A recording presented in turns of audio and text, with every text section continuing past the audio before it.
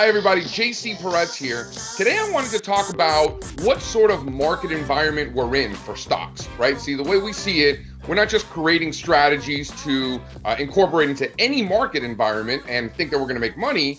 First, we want to identify what type of market environment we're in, and then we'll create strategies around that to profit from whatever it is, right? That's how we have found it to be the most valuable over time.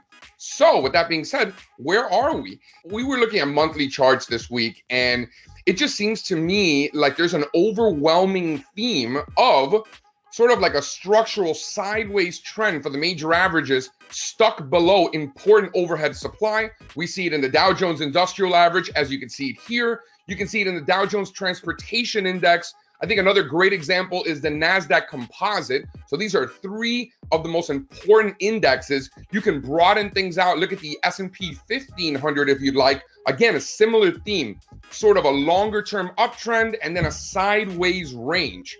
Now, with that being said, I think there's underlying strength within some individual sectors, right? We're seeing overwhelming strength in emerging markets, right? We're seeing that Latin America and mining and metals sort of theme continuing to do well and outperforming. So that's really interesting. We're also seeing strength out of the medical device companies, which are basically tech stocks stuck in a sort of healthcare sort of costume because they're in the healthcare sector, but they really trade like tech stocks. Again, a lot of relative strength there as well. And I think overall, from a structural perspective, sure, we might be below this overhead supply and we might be in this sideways range, but I do think that there are individual stocks that are set up for risk versus reward opportunities that are skewed in our favor, right? That's the goal, to find at least a 7-to-1 ratio for a potential reward versus the risk that we're taking.